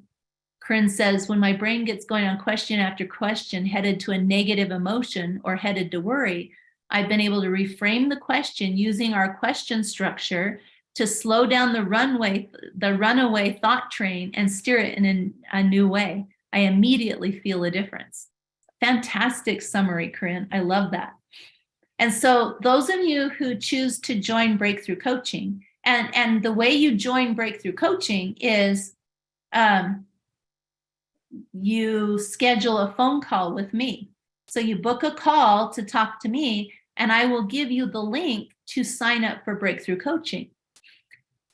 And so that's how you get into breakthrough coaching. But the breakthrough coaching class, you'll be able to go in and listen to this 2-hour training that I did on the anatomy of questions and absolutely put it into place. But the 3 kinds of questions we talked about were the negative ones, the curiosity ones, and then the growth ones. And those are the powerful ones. And there's 5 steps to a growth question, because we got to get past the traps in our brain, that naysayer in our head that tries to push us down to the negative. So does that help, Melina? So negative, curiosity, and growth. Lance and Sarah, that's a great question. You totally could, but we won't talk about it on your call tomorrow. But I'll show you how we could talk about that. Examples of who accountable to besides someone like you. Would your life partner be one, or is that someone that needs you? Great question, Esther. So that is also based on what your relationship is with your life partner, because sometimes you it's taken me a lot of years to get to a place where I could do reviews with my husband. But now he and I have a review every week, and we have specific questions that we sit down and answer that help us to be able to be accountable to each other, and also to have them count on us, because I'm counting on him to do the review with me, and I'm accountable to him. So our life partner can end up being both, Esther. So really good question, really good to notice.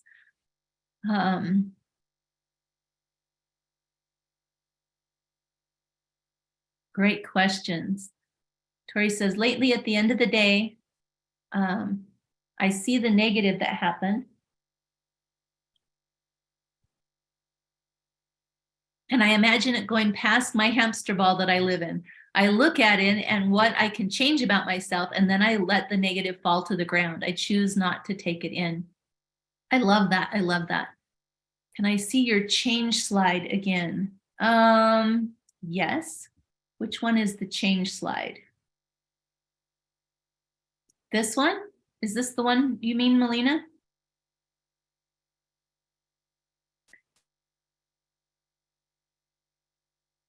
Or it could be a different one.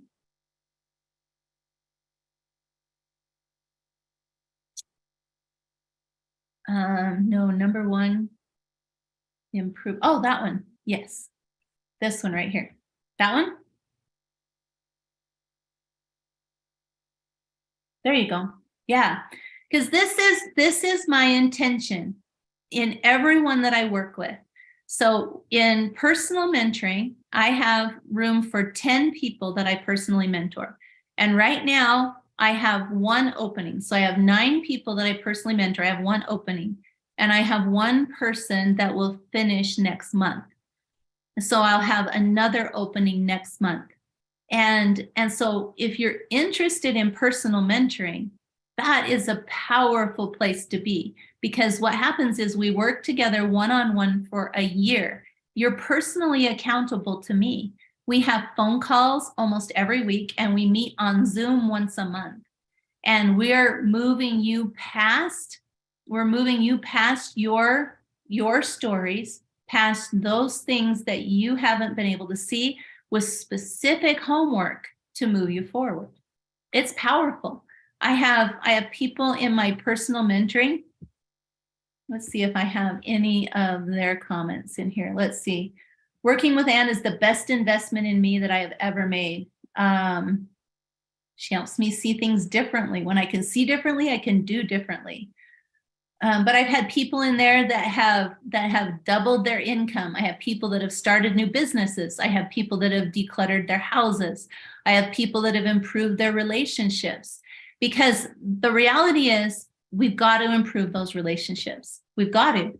And so this slide that Melina asked for is very powerful, because this is what we do in mentoring. we improve our core relationships, we become actually not only accountable to ourselves for doing what we say we're going to do, but we actually enjoy it. Because remember the fun, and we improve our mental, our emotional, and our physical capacity to act on inspiration, to act on goals, to act on what we're doing. And the simple truth of being able to have that system. So we create a system of consistently adding to our identity foundation at the same time of improving our relationships, surroundings, and our health. That will solve 90% of the problems we're likely to face. Because what will end up happening is we now come at life from a place of I am experiencing life instead of life is deciding who I am. And that's where my brother was stuck, is he was stuck in a place that life was deciding who he was. But now he's starting into a place of he has a new foundation where he can experience life instead of taking life personal. And that's a completely different place to be. The whole reason I do this is because as an engineer 12 years ago, I couldn't talk to people. I couldn't leave the house. I couldn't ask questions at the grocery store. My son, for his birthday, wanted a scooter with light up wheels. And I remember crying in front of the store because I didn't dare ask them if they carried the scooters. People don't believe me when I tell these stories, but I actually walked into the store. I walked all the way around the store. And as I was leaving, one of the employees said, "Can I help you find something?" And I said no, and I ran out because I didn't dare even talk to them because the negative commentary in my head was so loud. I think of a spiral as a never-ending growing crisis rather than up and down. It gets bigger. How do you stop it from getting bigger, right? We've got to interrupt it. We got to interrupt it, Lance and Sarah. And to be able to interrupt that, there's things that we can do like I just taught you tonight.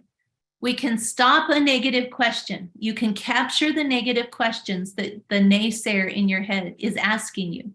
And you can ask a forward-facing question.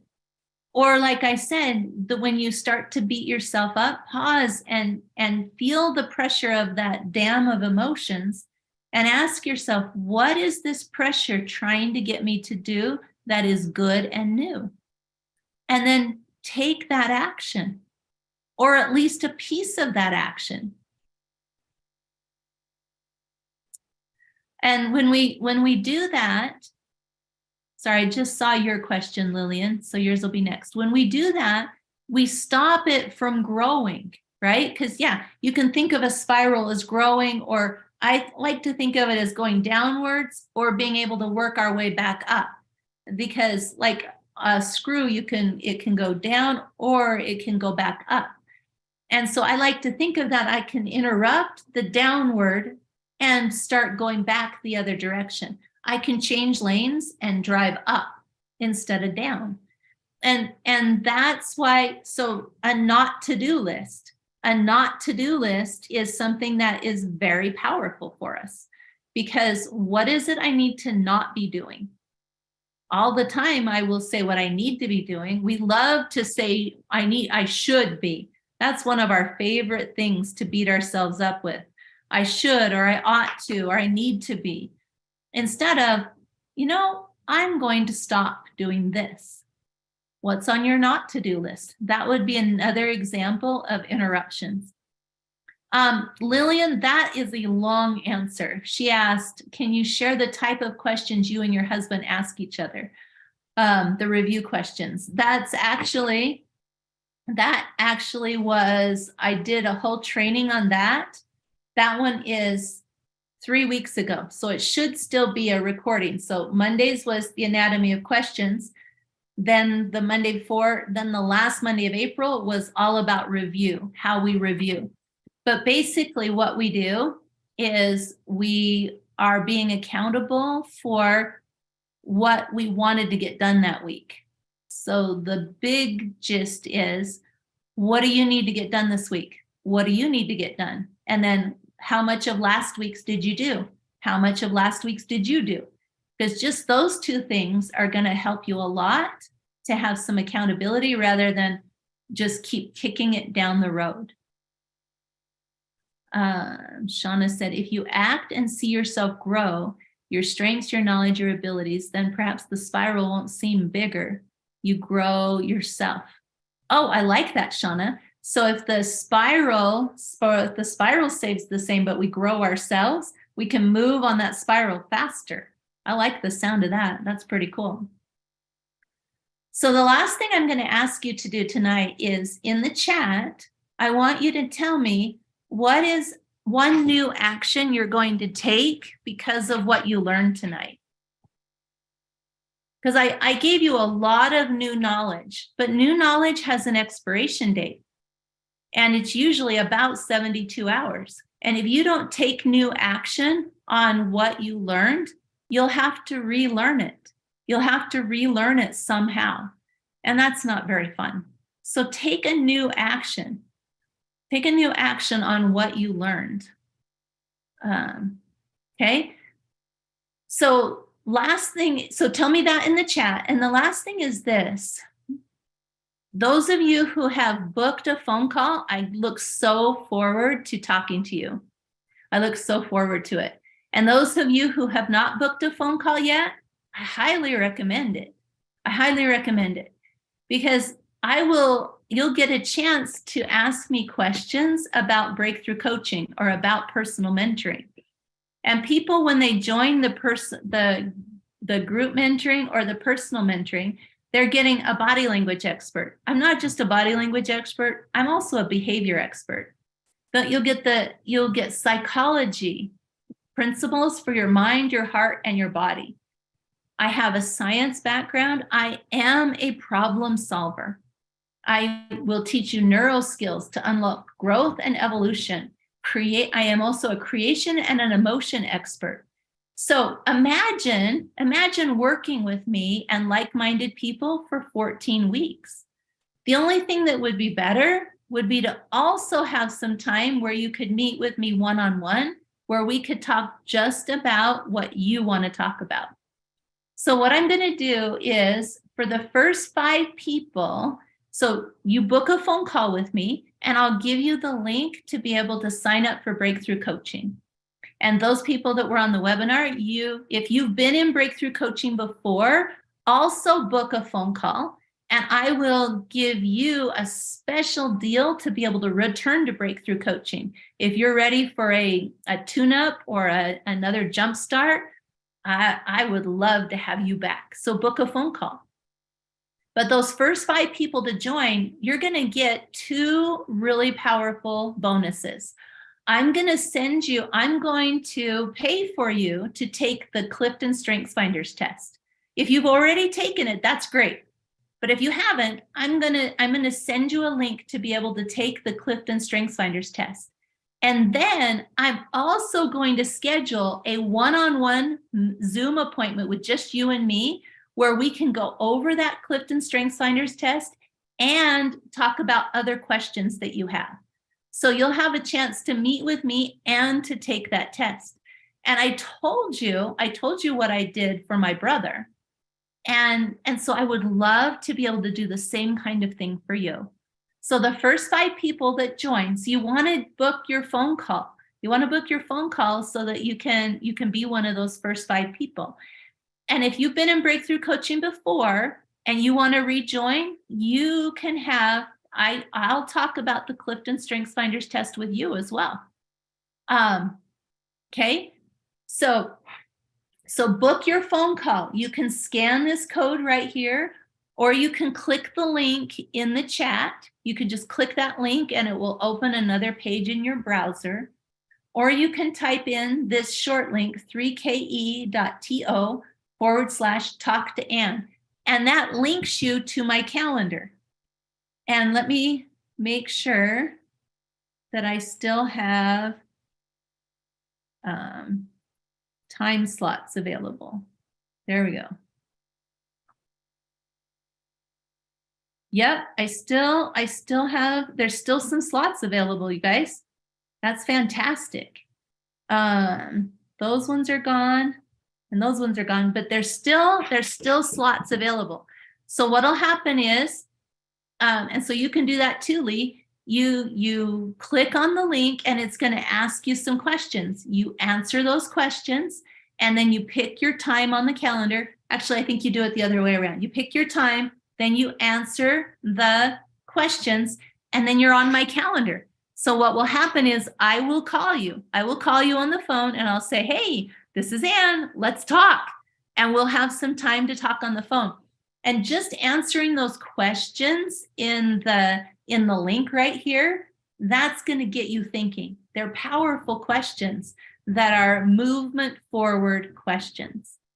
And so answer those, get on my calendar and be one of the first 5 people and get a personal mentoring appointment with me and get the Clifton Strengths Finders test as well.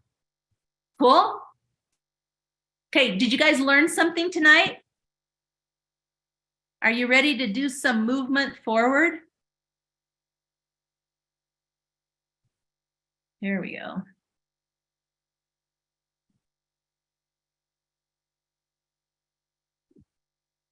Movement forward. Yeah, woohoo. Do I hear some screaming? Yay, movement forward. All right, you guys, we're all up against the same thing. So the last thing I'm going to leave you with is this. My brother, when he hung up the phone last night, he said this. He said, Ann, the most powerful thing you told me tonight was that everybody hurts. Everybody you ever meet has hurt, you guys. Everyone does. So there's not people that you interact with who are perfect and don't have hurts. There are none. We all have hurts. We all have big emotions. We all need somebody that will squeeze us a little bit and love us as we get to the place where we can handle the big emotions differently so that we can have growth instead of having bursts, because bursts don't help us. We want to have growth and movement forward. We want to be able to understand how to recognize the cracks and be able to do something different before they hurt us. And we want to be able to not keep letting the naysayer in our head run our lives. Instead, we want to access flow because that's where abundance is. And if you access abundance in your life, do you know that that sends the message to everyone around you that they can access abundance in their life? We only have so many days on this planet. A whole life is only 4,000 weeks. And if you're halfway through your life, you've got less than 2,000 weeks left. So what are you going to do with those? Is it 1,000 or is it 100? Am I telling you wrong? Hang on. Let me see. I got to do this again. Yeah, it's 4,000. So what are you going to do with your next week? And then it's gone. Or the next week.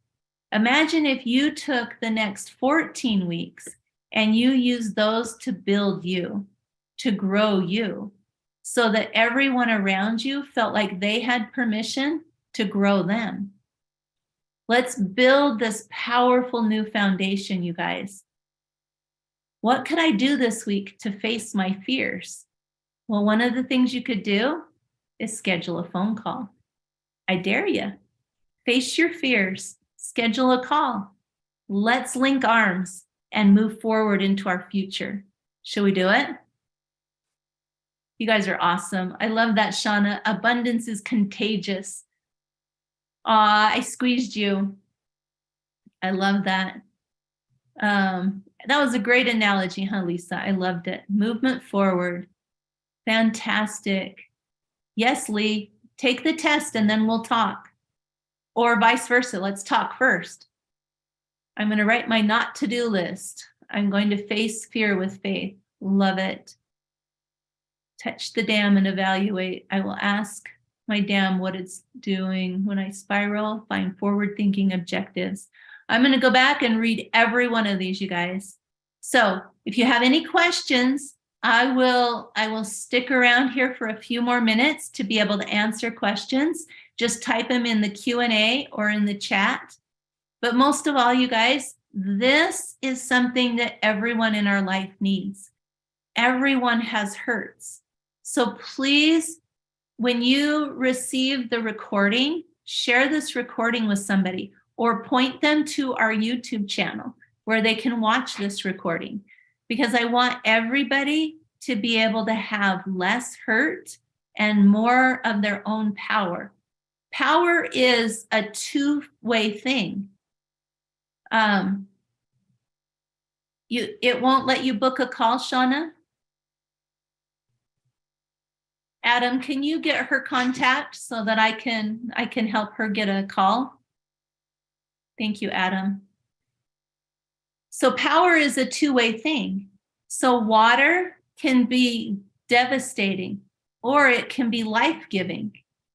I want to help you access the life-giving aspects, not the crushing.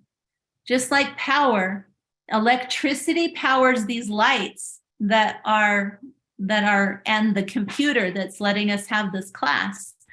But electricity can also be devastating when it's used incorrectly. So let's just step into the life-giving. Let's step into that. So Shauna, okay, there's Shauna's phone number. Adam, can you help Shauna in the Q&A? Can you see that question? Because we want to be able to help her to be able to schedule a phone call. All right, Shauna, I will make sure you get some help. All right, thanks, you guys. I'll stick around and answer questions, and if there's any slide you needed to see again, let me know. Have a great night. Thanks for being you. Thanks for being different. Thanks for not giving in to the same waves that just keep pushing on us, because they're only going to get worse, you guys. This planet is not done yet. And so the intensity and the opposition is going to increase. It is imperative that you have a foundation that you can stand on. And that foundation is going to matter not only for you, but for the people around you. We need you.